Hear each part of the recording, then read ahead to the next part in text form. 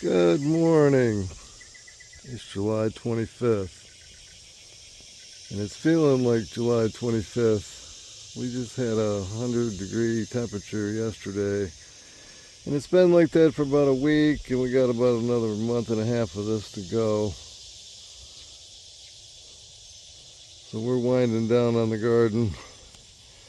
What we have here is my butternut squash, which I've been picking like crazy. I just picked 10 more. And if I want to let these grow more, see all these flowers?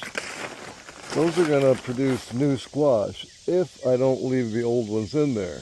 Because if you leave the old ones in there, like this one's starting to turn tan, but I thought I'd leave it in there another day. You know what, I'm just going to go ahead and pick that one. What I'm using is my trusty snippers. And you want to cut it as far on the stem as you can get it. That way it stops any kind of mold from getting into the squash. So they say. We'll go ahead and pick this, and then we'll go over and look at our eggplant. Here we have a green butternut squash. And it's young enough to where it's not sending a signal to the plant going, okay, we got seeds now. Go ahead and stop growing. But if you keep the squash picked, it won't do that. So we've got like 35 for the year, plus these, which it's been so hot, they're kind of growing, they're kind of finishing early to where they start turning tan, like they're not going to grow anymore. Like you can see this one compared to that one, it's kind of odd shape. So eggplant and peppers are another one. You want to pick and not leave them on the vine to mature too much to where they'll stop producing. So you can see here we got plenty of flowers. I've probably got 25 Asian eggplant in this one pot. As far as the eggplant itself, there's only 2 plants and 1 plant on this side with peppers. And there we have it, folks. Lunch.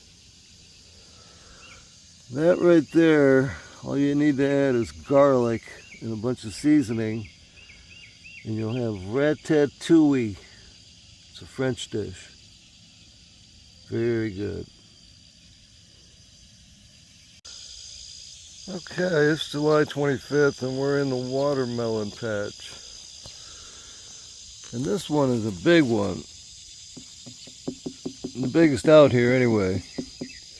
I've got some smaller watermelons growing too. You can see this one right here.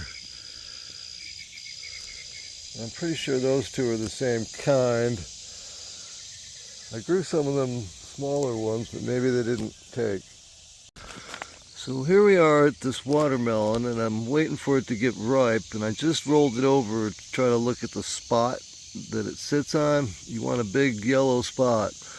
It's kind of cream colored right now. It's starting to turn yellow. So I say we might have another 3 days to a week before we can pick this.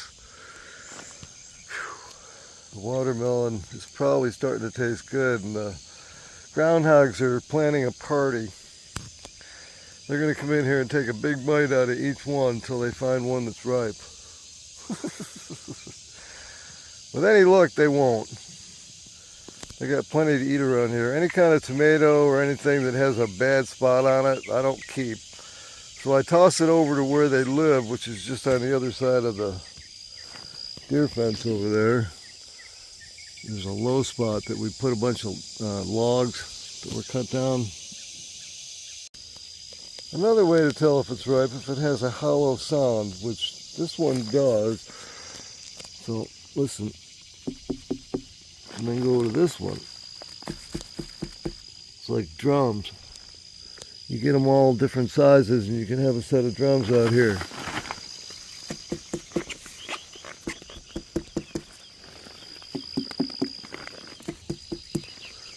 Well, 3 of them sound the same.